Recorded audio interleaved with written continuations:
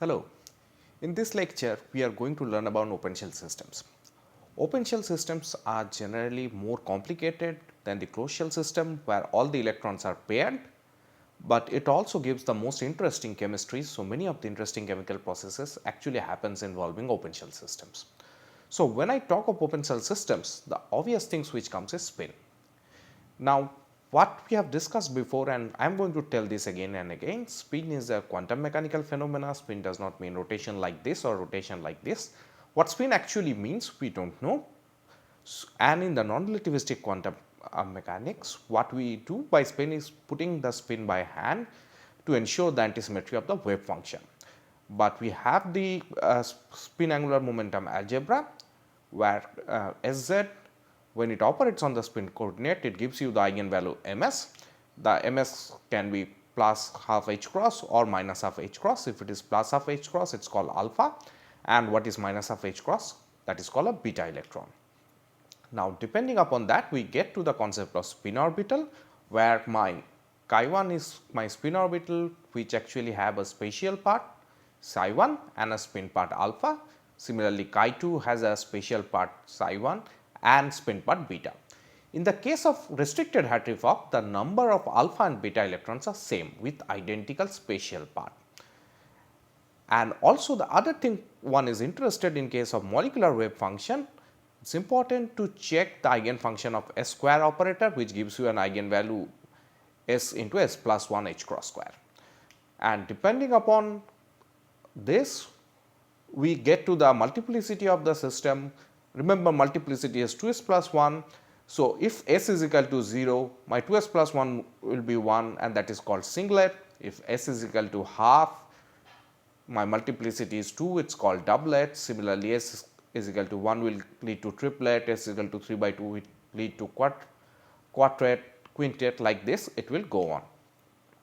Now, the problem in the restricted Hartree-Fock is that it is only restricted to the cases when your system has even number of electrons and all the electrons are paired up. Remember, having just even number of electron does not mean the electrons are paired up. They can be unpaired also or partially paired up also.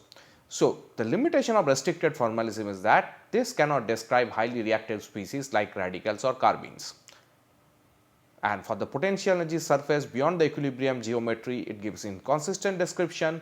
A very straightforward example is H2 molecule. If you try to describe the H2 molecule in the RHF, it will get dissociated into an H cation and H anion, whereas we know that in the ideal case it should undergo an homolytic cleavage, and this is where the problem with the restricted Hartree-Fock is that it gives an inaccurate description of homolytic cleavage of the bonds, and as well as it cannot describe the spin polarization. So, the solution is to go for unrestricted formalism. There are basically two kinds of unrestricted formalism. One is called restricted open shell picture, and that is second one is called unrestricted open shell picture. If you just want to see it pictorially, in case of restricted picture, all my electrons are paired up. In case of unrestricted picture, my alpha and beta electron has different spatial part, and even their numbers are different, their spatial part is also different. Whereas restricted open shell is something in between, where the electrons which are paired, they are doubly occupied in an orbital where the spatial part is same, and then there is a different set of singly occupied orbital. So, we have three kind of picture where my number of alpha and beta electrons are same and also their spatial part of is same. That leads to restricted picture.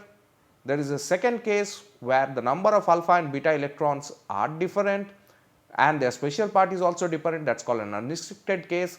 And there is a third case where the number of alpha and beta electrons are different, but for the certain number the doubly occupied part, the spatial part is same, that is restricted open shell orbital. Remember, even for a same number of alpha and beta electron, you can actually use the unrestricted orbitals.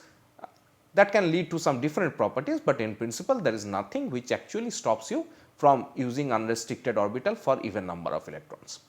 Now, if I want to go see into the mathematical picture what goes on the mathematics, in the case of restricted Hartree-Fock, They are closed shell systems, no unpaired electrons, spin orbital always comes in alpha and beta pair that share the same special orbital phi, and they are obtained from the solution of the single Fock diagonalizing a single Fock operator.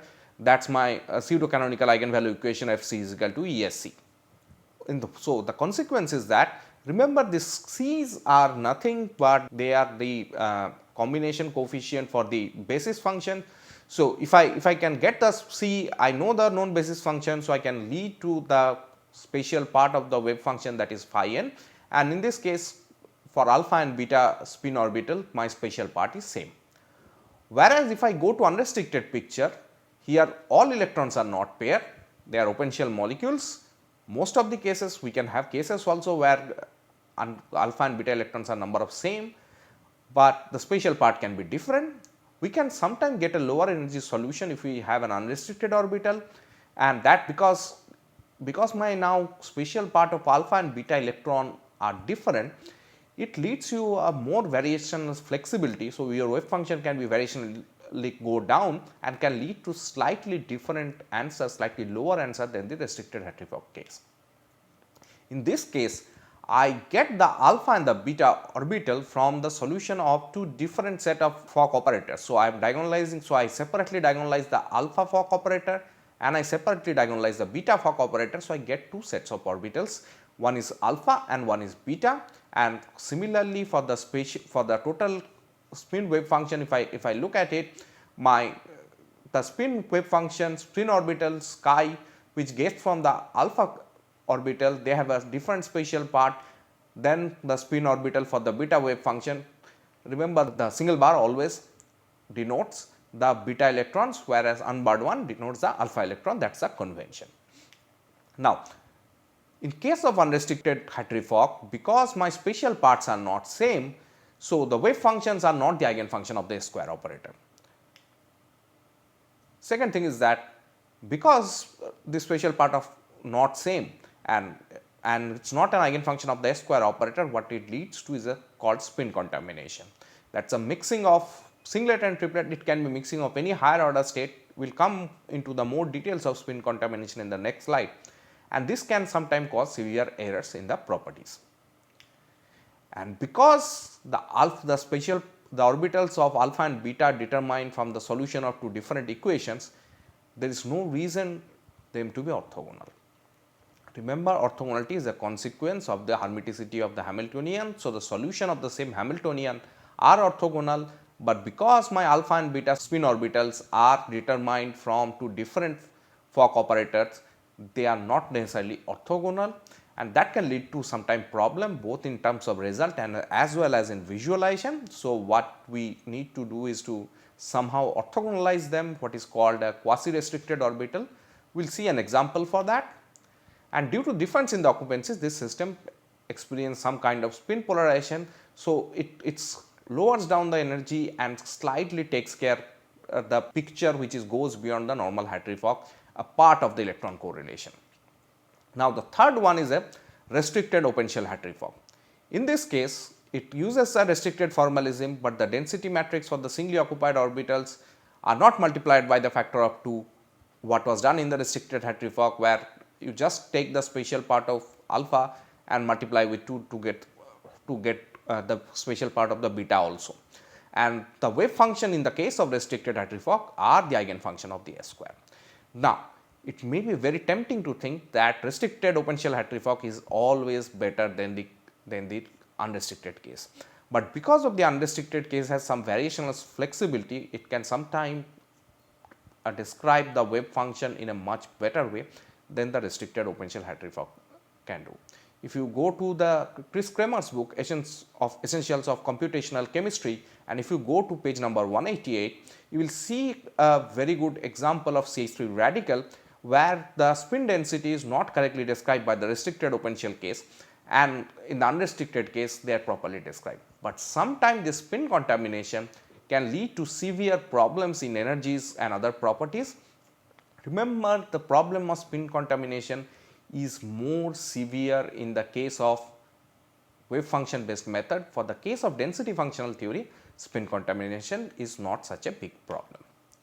Now, When I talk of the spin contamination essentially means when calculating an open shell system using UHF, the flexibility of the method allows the wave function to mix the component of higher spin, leading to contamination of the calculated spin state. That means if I have a doublet spin state, it will get contaminated by a quartet spin state. If I have a singlet spin state in the UHF formalism, it will get contaminated by the triplet spin state. And the cause of the contamination is the unrestricted formalism. This contamination may result in critical errors in the calculation, especially energy and geometry. Sometimes the frequencies also get severely affected, and the extent of spin contamination is usually assessed by calculating the expectation value of the spin square operator. For a pure spin state, this value should be equal to S into S plus 1, where S is the spin quantum number. But in the case of spin contaminated wave function, this generally deviates from the ideal values. We will see examples to see how much it can deviate, under which conditions it will be acceptable, and under what condition you should take it with a pinch of salt. Now, how to mitigate this spin contamination? First way, the easiest way is to go to restricted open shell Hartree-Fock. This method constrains the spin up and spin down orbital to the same, preventing spin contamination. But sometimes they can be less accurate the UHF for certain amount of system. So, it is not a general order solution. Second option is to go for multi-reference method, where you describe the starting wave function as a linear combination of more than one determinant, so that you can adapt the wave function to a particular spin. In that case, the problem of spin contamination will not be there. And third option is to use of higher level of correlation methods. So, full CI we know is an exact method, so it does not depend upon the orbital. So, it does not matter unrestricted, restricted, whatever orbitals you use, generally the full CI wave function gives you the exact answer. Of course, full CI is not a practical method, so we need to go to methods which are some approximation, but generally higher order couple cluster methods even have less problem for the spin contamination. So, dealing with open shell system, one need to really look very carefully to look how much spin contaminated your wave function is. The fourth approach is, which I have not listed here, is to project out the higher spin from your wave function. So, you can get a projected method, but that comes with an additional problem. So, I have not listed it here. Now, one of the important tool to deal with this open shell system, to interpret the properties of open shell system, is to use what is called a spin density. Now, question is, what is density? To know what is density, we first need to know what is one particle reduced density matrix, gamma. And you see that gamma has two coordinates, R1 and R1 dash. So, I take my wave function, which actually has n coordinates, R1, R2 up to Rn. Now, here if I multiply this wave function and I integrate every other coordinate except the first one, that leads to one particle reduced density matrix, and that is mentioned by gamma.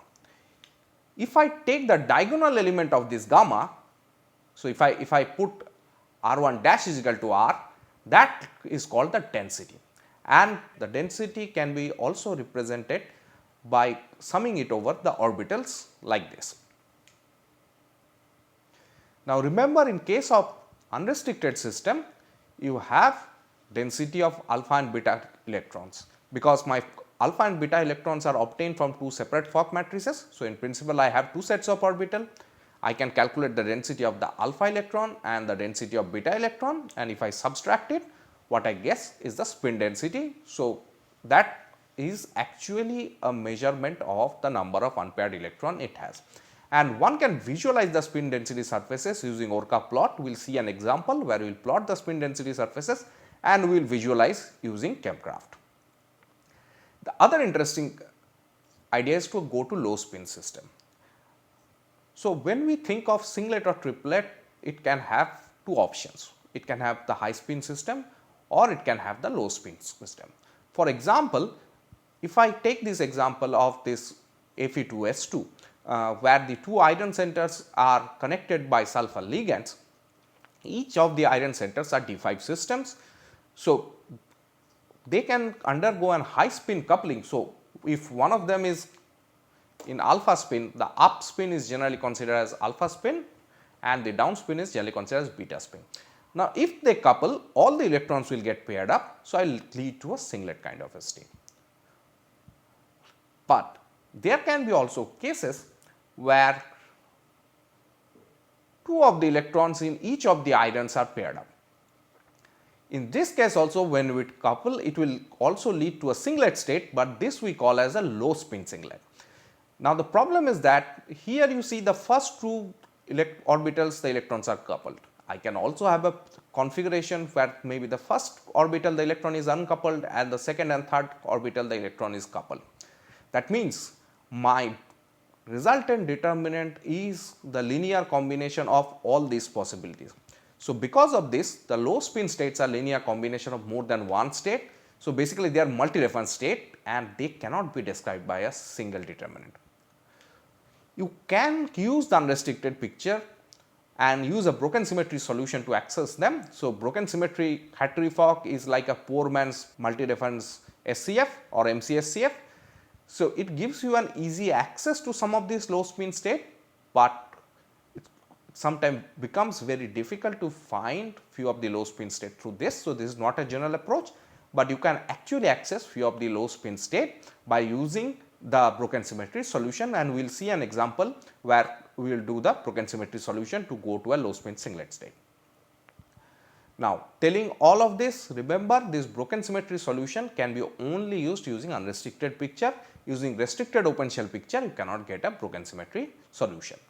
So, with this knowledge, we will now go to some practical examples and we will try to run calculation and see how the results looks like.